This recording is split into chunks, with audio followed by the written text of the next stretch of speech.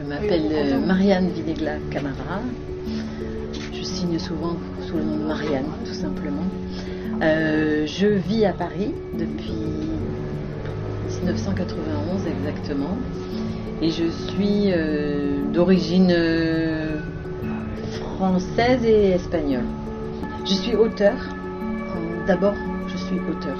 J'écris de la poésie contemporaine. Mon inspiration, c'est l'humain, avec surtout ses côtés sombres. Et après l'écriture, à un moment donné, j'ai senti que les mots ne suffisaient plus pour expliquer ce que j'avais à dire. Et j'ai commencé à montrer mes dessins, des dessins plutôt d'art brut. Et puis, j'ai brodé mes dessins parce que certains illustraient un de mes livres. Et puis un jour, j'ai commencé à faire ces poupées. Mais tout est lié, tout se mélange. L'écriture ne peut pas être sans la création des tentures ou des poupées, tout comme le dessin. C'est vraiment un tout, ce que je fais. Je ne peux pas dire je fais des poupées, parce que je ne fais pas que des poupées ou les tentures, etc. Il y a toujours l'écriture qui relie tout ça, en fait. C'est important pour moi. Par exemple, là, je suis partie sur une série qui parle plus des migrants et de la migration, même de l'humain depuis la nuit des temps, de cette manière de soumettre l'autre tout le temps, de dominer. J'écris des textes, j'ai des petites phrases qui me viennent, et puis je fais un dessin, un tableau, et du coup le texte se rallonge, j'écris un peu plus à chaque fois. Chaque fois que je crée une œuvre, il y a un texte. Donc là c'est un projet, du coup ça devient un projet de prochain livre de toute façon. Mais il y aura toujours les peintures et les textes. En fait le titre c'est Plus rien que le sel de tes larmes évaporées. Ce qu'on voit sur le tableau là. Ces personnes-là, ces êtres n'ont plus rien. Il leur reste juste le sel des larmes. Tu sais, les larmes sont salées. Et ça rappelle également le sel de la mer. Il y a des textes, il y a un texte qui s'appelle Là où l'écume est noire. J'ai toujours cette vision maintenant déformée de la mer, avec des cadavres et des êtres en perdition. Donc ça, c'est quelque chose qui me touche beaucoup. Et je travaille là-dessus en ce moment. Mais de toute façon, l'ensemble de mon travail, c'est sur l'humain. Que ce soit moi, en tant qu'humain, avec mon intérieur et tout ce que je ressens, ou tout ce que j'ai ressenti, ou tout ce que j'ai vécu. Mais c'est aussi tout ce qui se passe autour de moi. Voilà. Que ce soit l'écologie, par exemple, avec celle-là, cette sirène, qui s'appelle Pourquoi vous me faites ça ? Tu vois, c'est une sirène, mais elle est polluée, en fait. Soit ce sont des poupées qui parlent de l'être humain, de ses ressentis en tant qu'être, tout simplement, pas homme ni femme, un être. Soit c'est pour montrer des choses, quoi. Et c'est aussi un message que je passe aux femmes, beaucoup, parce que ce sont des poupées qui sont arrivées parce que je me suis assumée, parce que j'ai voulu m'élever au-dessus de certaines choses, laisser derrière moi des douleurs ou des traumatismes, etc. Donc c'est aussi pour dire aux femmes, en particulier aux femmes, à tout le monde, mais en particulier aux femmes, qu'il faut continuer d'être résistante, que c'est pas la force qui nous sauve, c'est la résistance en fait. On dit toujours que les femmes sont fortes, les femmes sont résistantes. C'est beaucoup plus, dans la durée, pour moi c'est beaucoup plus important. La force, c'est de la force. Ça peut être un coup, ça peut être un moment, alors que la résistance, pour moi, c'est quelque chose de plus serein, mais plus dans le temps, qui peut durer plus longtemps. Parce qu'il y a la résistance physique, mais il y a la résistance psychologique aussi. Donc tout ça, ça fait mon travail artistique tourne autour de tout ça. Faire des choses sur des ruines, construire son chemin avec ses propres ruines. Voilà. Alors, le 59, je l'ai découvert dans les années 2000. Je sortais du musée d'Orsay avec mes enfants, qui étaient petits.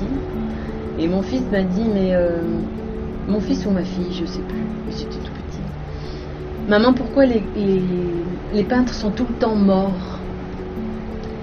Et j'ai trouvé cette question très pertinente. Parce que c'est vrai qu'aux enfants, on les emmène dans les musées et tous les peintres qui exposent dans les musées sont morts. Et j'ai trouvé ça très, très sympa comme réflexion. Et du coup, je les ai emmenés dans tous les squats que je connaissais à Paris, dont Rivoli. Donc je suis arrivée avec eux une première fois. Et j'ai découvert cet endroit magique. J'imaginais pas du tout m'y installer un jour. Vraiment pas. Et on est venu comme ça plusieurs fois. Et puis moi, je suis revenue après.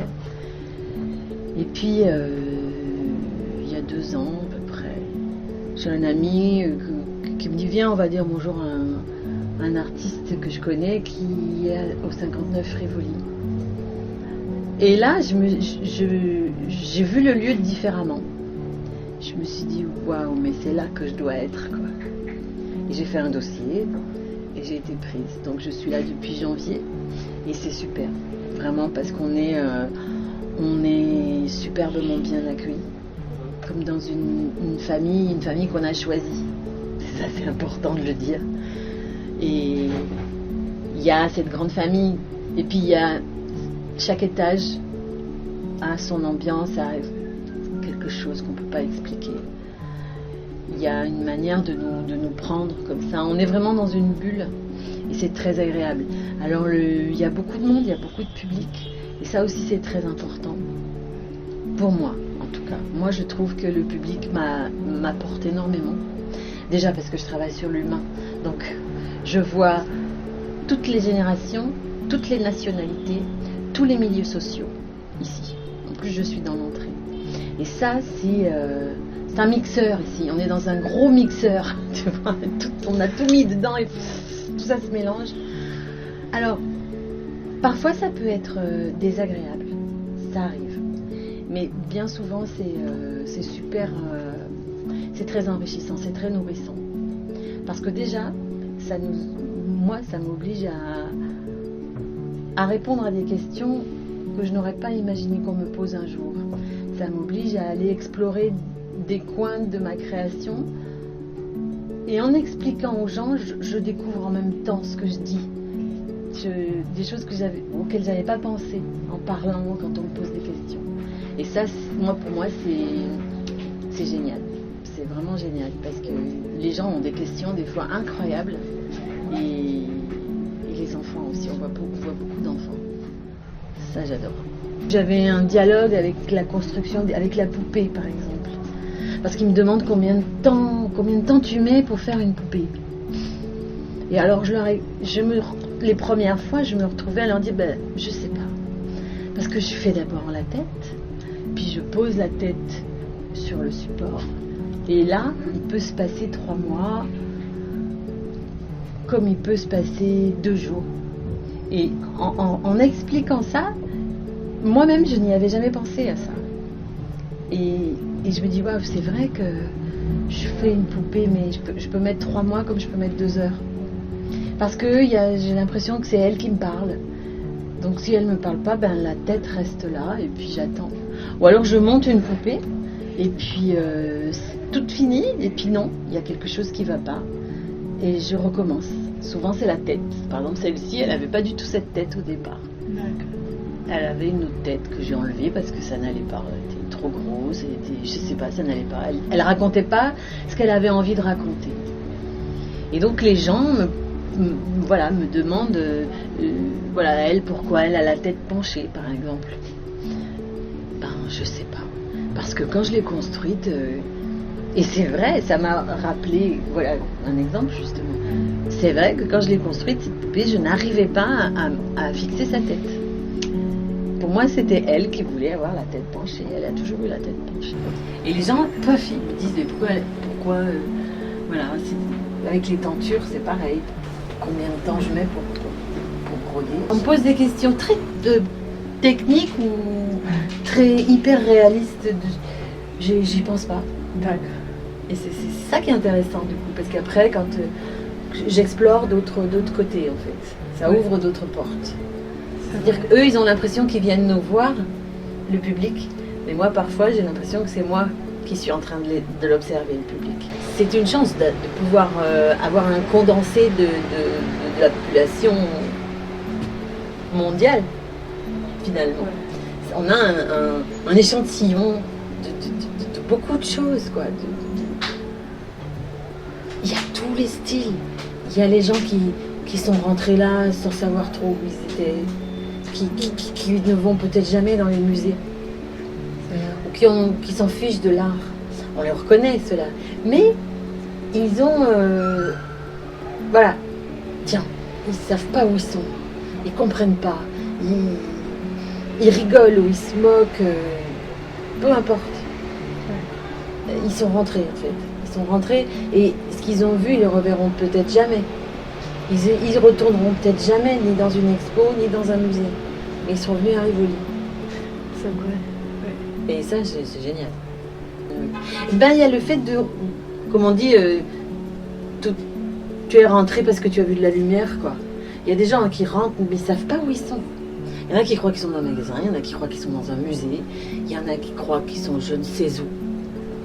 Des fois, on se demande s'ils ne sont pas dans un zoo, parce qu'on a des attitudes très particulières, mais on fait avec.